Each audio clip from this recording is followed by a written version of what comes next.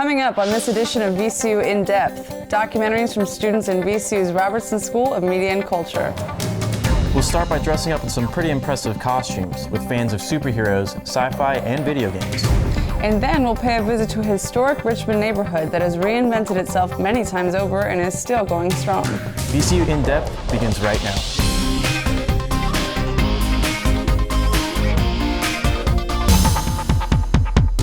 Good evening and welcome to VCU In Depth. I'm Cole Pearson. And I'm Elena Correa. Thanks for joining us as we feature documentaries from undergraduate students in VCU's Robertson School of Media and Culture. With summer approaching, more and more Comic-Cons are popping up across the nation. And in preparation for these events, people are putting last-minute touches on their cosplay costumes. But not everybody knows what exactly cosplaying is. Here to explain is the documentary, Cosplay, Dress Up for Grown-Ups.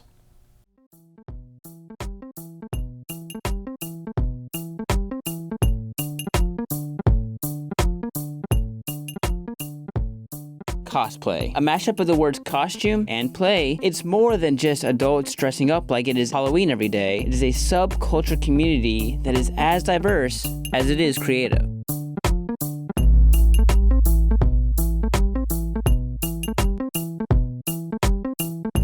The act of dressing up in homemade costumes for comic book conventions is nothing new. People have been doing this since the 1960s. But no, like if you look back in the 60s and 70s when like Star Trek and all that stuff was still like the thing, there were people dressing up in costume for that, but it wasn't cosplay, they were just enthusiasts or whatever.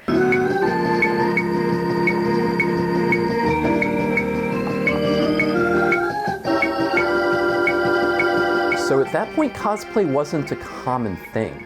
You would have like, I would go to Heroes Con in Charlotte, North Carolina, and I think I saw one guy in Spider-Man pajamas once. The community has grown massively thanks to the rise of the internet and fan conventions just like Richmond, Virginia's Comic-Con. Cosplayers near and far came to the Richmond International Raceway to take a day off from their normal lives and portray their favorite characters. It's cool because I go to work every day and I'm just this dude in a call center. But then when I cosplay, I'm not just like dressed up, I'm that guy. I walk around like that guy, I talk like that guy, I act like him, his mannerisms and everything. So it's a cool way to step out of your normal everyday life to be somebody else. I don't know, when you play dress up as a kid, I always enjoy that. So it's more of like playing pretend or whatnot. I do it because it's fun, because when I was his age, there were no Doctor Who conventions. I usually just go as like my favorite character of the year, and either something I look like normally or something I can easily put together in the closet. But for me, it's just a matter of getting together with a group of people that are doing the same thing and having fun.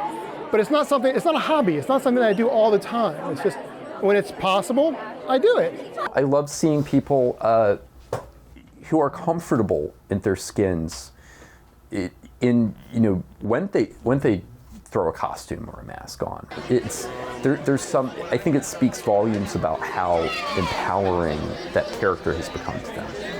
How it represents so much more to them than just, it's more than just something they read and find entertaining for, 10 minutes. It's something that inspires them, and they celebrate it by, throwing a costume on. And I don't know, there's a real sense of fun about it, The winner of the cosplay competition at the VA Comic-Con, Roxana Vasquez, gave her reasoning about being a part of the cosplay community. And people expect you, when you come to these things, they expect you not to just dress as that character, but be that character, pose like that character, play like that character. And it's widely acceptable now, even for an old lady like me. The 501st Legion is the world's largest imperial costuming organization. They show off their Star Wars fandom by wearing movie-quality outfits and by giving back to their local communities. Cosplay in and of itself is really fun. It's just a different experience, but with the 501st, they're charity-based. They're such a loving, welcoming group. Like, they don't even have to know who you are, and you're already family when they meet you, and that's just a really nice feeling. And they do wonderful things for the community, and that's really important to me. The cosplay community has even found its way into Richmond. The cosplay club at Virginia Commonwealth University showed off the costumes they have been working on. Favorite cosplay right now to wear is Farah from Overwatch, and Isabella from Dragon Age, and Stevani from Steven Universe. I identify with them a lot. They look like me, which is like one of the reasons I choose to cosplay the characters I do. And personality-wise, I think we're the same. And I also kind of deliberately look for cosplayers who look like me, that being like people of color, because it's refreshing and reassuring to know that somebody who looks like you is doing so well and is so popular in an industry where there's like very overwhelming lack of people of color. Not much for us to choose from, to see them be like a brown Princess Peach and say like, I could be a brown Princess Peach, and I did that. I'm not one of those kinds of people who will cosplay someone who they don't like resonate with or don't know anything about, because I feel like that's a little disingenuous. And nothing against people who do that, because like if a design is cool, I could understand anyone wanting to cosplay it, but I want to feel like a personal connection with a character before I do it. Another character I cosplayed, which was to make a statement, was Rosalina from Super Mario Galaxy. I love Rosalina's character and how she's portrayed in-game, but she's white. So I wanted to do something different with that one, in which I show my love for her, but also am true to myself. So I cosplayed her as like a black version without being too ethnic. So my hair was long, it was black instead of blonde, and that was it. Jillian Ryan, who is a professional cosplayer and was one of the judges for the cosplay contest, dug into the passion of the community and the difficulty of judging all of the costumes. So the costumes are always like really, really great. The hardest part is actually the judging, because you have way more entrants than you have prizes, and everybody's so passionate, and like you have some people that made stuff out of styrofoam, and then some people have like LED wiring, and they're all kind of very fluid, and like it's so difficult. Jillian works with a nonprofit, Extra Life, where she is often called on to cosplay and also work with children from the local children's hospital. Usually I'm the facilitator with Extra Life. I wasn't always the one dressing up all the time. So I would facilitate things, and we had this beautiful little kid. We had Sean Weber, who's Dynamite Weber cosplay, came as Spider-Man. And this kid he had hard times walking. He had hearing aids in both ears. I think his name's Dylan, he's so sweet. But he came in, and his mom came in because they wanted to meet Spider-Man, and he had a Spider-Man shirt on. And he's not super vocal or anything, but he saw Spider-Man and he just all giggles and screams, and like everyone in the room started like crying, because you know, being a sick kid, it's not fun and games, you know, it's a sick kid is sick. But he gave high five to Spider-Man, and Sean's like crying under the mask, so it was really hard for him to he had to like lift the mask up and like wipe his face because he just like couldn't see. But like hugging the kids and high fives and doing the Spider-Man thing, and it was just really beautiful. That kid was so happy, and Sean was so happy, and now he like does more charitable events, and it's just really cool. Some people out there might just be thinking, this is just a bunch of adults dressing up for Halloween in June. Who cares? Well, for the thousands of cosplayers out there, it's more than that. It's about the community they have created and the passion for what they're doing. What continuously draws me to it is that here, everyone is being themselves. And not like, oh, you know, you're really this character, but we spend so much time trying to be people that everyone wants us to be a best version of ourselves, that frequently we don't have the opportunity to just relax, to just be passionate about what we like and not about what we do for a living. And it brings people together, because unless you're around that negativity or you let it in, it's just this positive, happy experience. And I've seen people get engaged, get married, meet their future husbands and wives, because you get to be a little bit more yourself. Because when we graduate school, there's no more art class, there's no more lunchroom hangouts, you know, you're working all the time and there's no real freedom. But when you go to these cons, it's all weekend and you get to just be around good people. And I think it brings people together because you get to leave the negativity at the door and just enjoy each other for what you guys like. And from this passion came an incredibly welcoming, helpful, and creative community. You know, our purpose is different from our passion, and if that's the case, then it's tiring. You know, you feel isolated. You feel like there are people out there that just, they're not like you. They don't get you. But here, I mean, look at it. Look in the background. It's amazing. Everyone here loves what they're doing. They love being here. It's a community. There's an understanding that we do what we love because we love it, and that there doesn't need to be any more reason than that.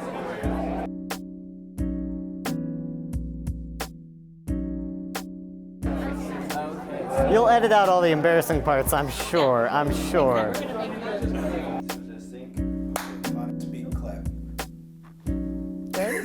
Is it good? I mean, like, because he said clap, you said clap. Yeah. Okay, we're good. I need action from you. Action. Come on. You're not even trying right now. What is this? You gotta be Kylo, man.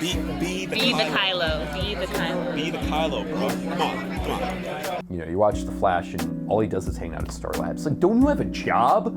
You know, they totally forget it. And I'm so sick of this, oh my God, everyone needs to have a computer hacker. And not just any hacker, like a brilliant hacker. And, you know, I've had people like, well, how will they move the plot along? I'm like, you know, before the internet, you could find things out by, like, I don't know, slapping a stoolie around or something.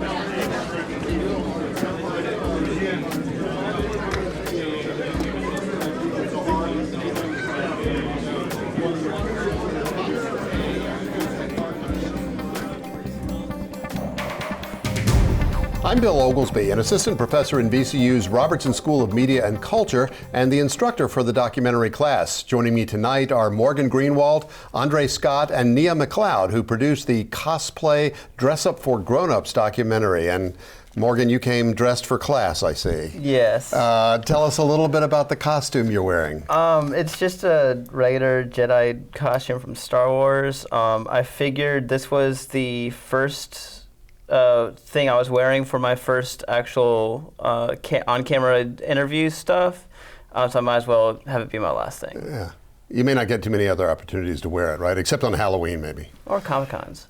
So what was stressful? Tell us about that. What was stressful about producing this documentary? The weekend before we actually had to turn this in, I had to go to Florida for the weekend, and I had already made plans for this. I'd put money down months in advance. There's no way I could actually quit this.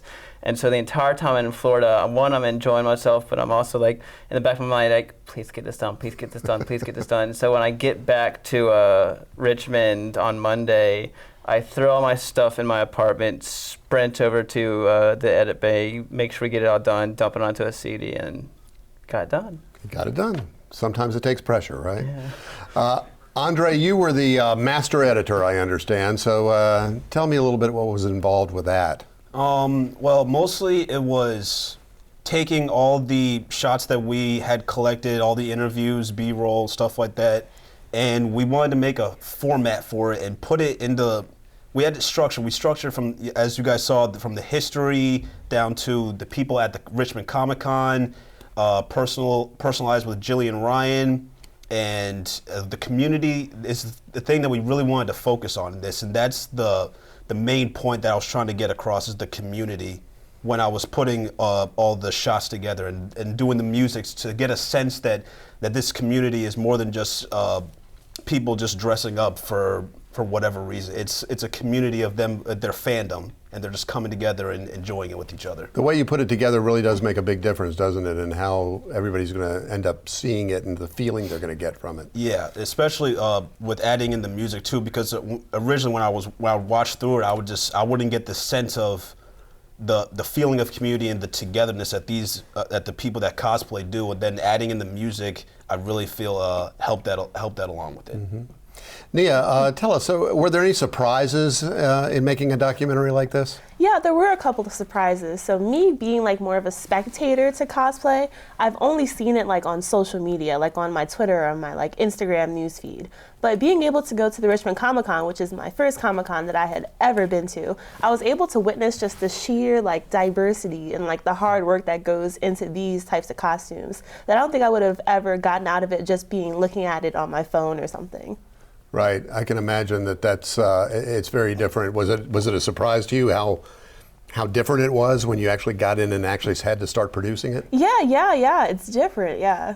Yeah, okay, well, good. Well, I've been speaking with Robertson School students and documentary producers Morgan Greenwald, Andre Scott, and Nia McLeod.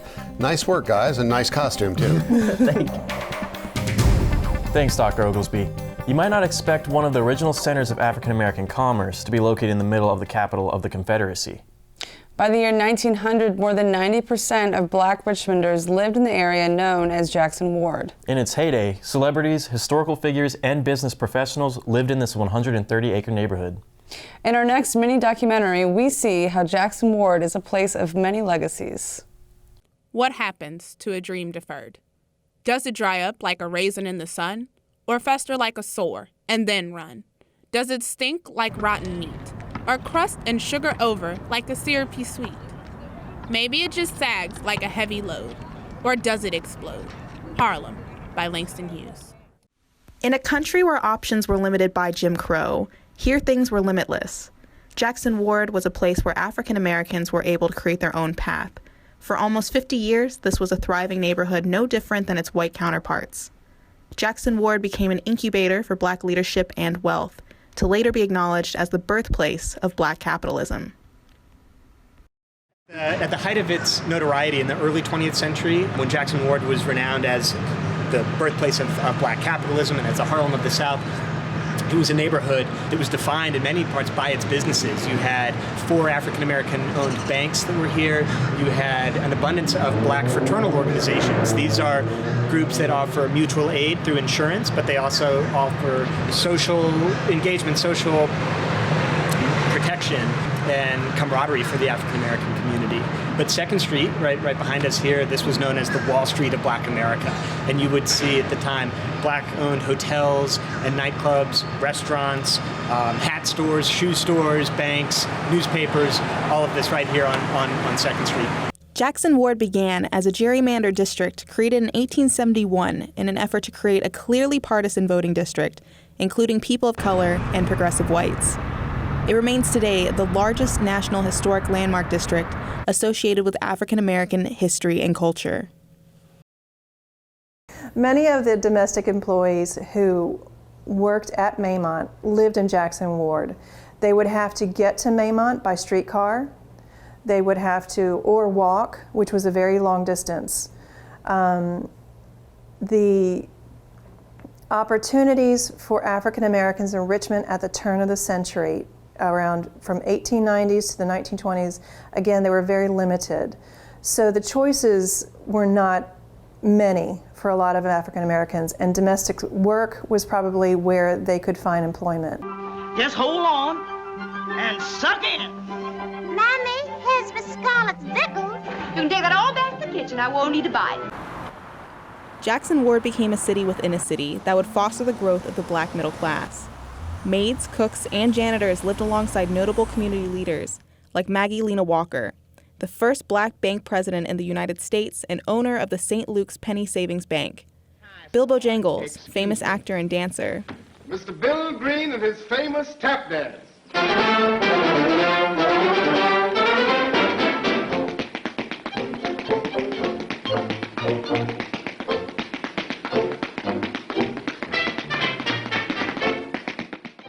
And John Mitchell Jr., civil rights activist and editor of the Richmond Planet, a black newspaper that would be known to be a voice against racial injustice. When I moved to Richmond and decided I wanted to buy a house, I really wanted to buy the house in historic Jackson Ward. And I wanted to buy the house there because of the neighborhood's illustrious African American history and heritage. Some people said the Harlem of the South, where in segregated Richmond, that was where the restaurants and hotels and the Hippodrome, the entertainment venue where our performers, our artists, our cultural artists, our entertainers would appear so that we could come and see them. And so the Taylor Mansion was the largest home of any black family anywhere. I have a lot of ties in history. My father was a musician, and he played at the Hippodrome with many of the greats who came through in the 40s with Count Basie, Duke Ellington. So I have a lot of really strong ties to the culture in the neighborhood, and I will continue to work to preserve our culture and history in Jackson Ward. Hey, Pops, keep that beat a beating. I feel a rhythmic brainstorm coming on. 1, 2, keep that rhythm heating. One more riff like that and I'll be gone. Oh man, don't stop now, we're jumping. Give everything to Lord now. This thing might turn into something. I ain't mistaken, here comes something now. Like many black neighborhoods in the United States that met a similar fate, an interstate is what brought decline to the neighborhood. In the case of Jackson Ward, the I-95 Richmond-Petersburg Turnpike, running from North Carolina to Maryland, broke the ward in half. It allowed for many residents to look for other places to live, like neighboring suburbs, such as Chesterfield. Businesses began to struggle to stay afloat with fewer people to serve, and when the businesses left, the lifeline of the neighborhood died. About the damage that was done by driving I-95 through the heart of the largest black economy in the South. How about that? The damage was enormous because you destabilized a lot of relationships. That's the village. Sadly, the village has been broken at least for 30, 35 years. So that where we knew our neighbors in a 2-square block area back then by name, today we don't know our neighbors 2 doors down. And that disconnect is a huge part of our troubles. Residents have worked to preserve the integrity of Jackson Ward's historical significance. Organizations like the Elegba Society and the Black History Museum work to preserve and illustrate the cultural and historical identity of the neighborhood while it undergoes new growing pains. One of the challenges in being a historically black neighborhood is holding on to the cultural identity. When property values are increasing, I've seen lots of neighbors have to move out. We've got a lot of trendy restaurants. We're now an arts district, and there are challenges that come along with the growth that make it unaffordable for a lot of the long-term residents, and several of the older folks who are here feel their needs aren't being met because millennials and other folks are coming in, and there's been an overall gentrification of the neighborhood. I don't like some of the things I've seen because I see gentrification happening all over the country. Some of the musicians that they said used to go up to Croker Spot or Eccleston's Hotel because they couldn't stay anywhere else. The great Miles Davis, Billie Holiday. I mean, to know that they walked on the street is great. And that history should continue to be given, especially for young African-American children. They need to know that, you know, we have great historical people that used to habitat in this area. You know, so it's great to be able to live and to work in this area, and you should take care of it. The annual 2 Street Festival celebrates the ward's collective history by engaging its residents in music and culture rooted in its founding.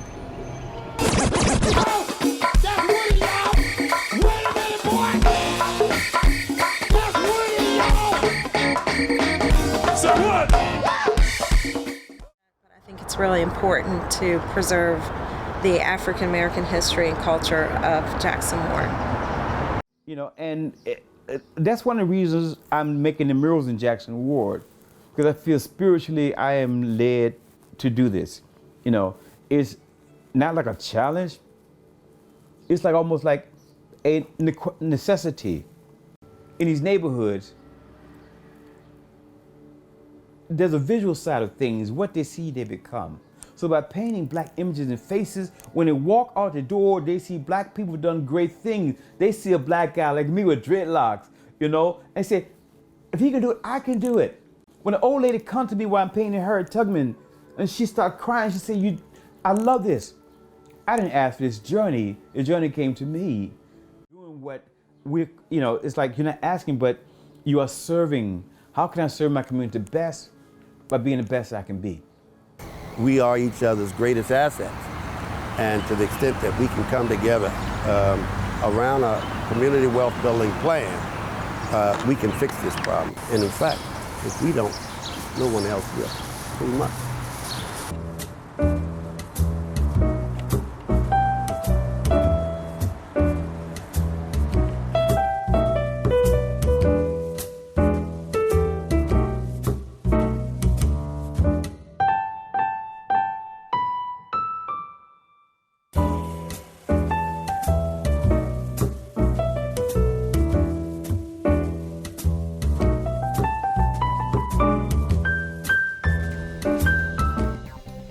I'm here with the student producers of Legacies, Nia White, Ashley Brunson, and Dominique Fitzgerald. Good job, folks. Let me start off with you, Nia. What drew you and your team members to even choose Jackson Ward as a documentary subject? Well, I believe that Virginia is a very historically rich state, and then Richmond in itself is also has the same kind of narrative. It's very historically rich as well as complex. So we wanted to highlight different stories within Jackson Ward that you might not be familiar with. So also when it comes to stories of Black leadership and then just Black figures that have made notable contributions to the community, this often gets lost to time. Mm-hmm. So we wanted to make sure that we would be part of their story, or at least help piece their story together. And if that would be something that we would be able to give back to the community and uplift these stories that we might not always be familiar with. Mm-hmm. So Ashley, what kinds of challenges did you have in just sort of trying to make Jackson Ward visually come alive? Well, trying to make, I guess, a city up that was once in the past, and trying to get our audience to be able to see what Jackson Ward once was. Because, I mean, it is before 1940s when most of the heyday was going on. So it was really hard, to just try and show those kind of images. But luckily, we were able to use a lot of great, images from our friends at the Valentine Museum, and as well as to be able to give a good dichotomy between how it looks now and as well as how it looked back then. Mm-hmm. So that was really difficult. Okay. Dominique, I know there was a lot of research that went into this. What surprising things or shocking things did you find out? The most shocking thing I learned is the fact that Jackson Ward started out as a German-American neighborhood, and African Americans didn't move into the neighborhood until about the late 1700s. And I've talked to a lot of people, and nobody knows that fact. That is interesting. Okay. Well, thanks for the legacies. That's a play on thanks for the memories. Nia White, Ashley Brunson, and Dominique Fitzgerald. Good job, everybody. Thanks again, Dr. Oglesby, and all of the documentary students. That does it for this edition of VCU In Depth. And thank you for joining us. I'm Elena Correa. And I'm Cole Pearson. For all of us at VCU In Depth, good night.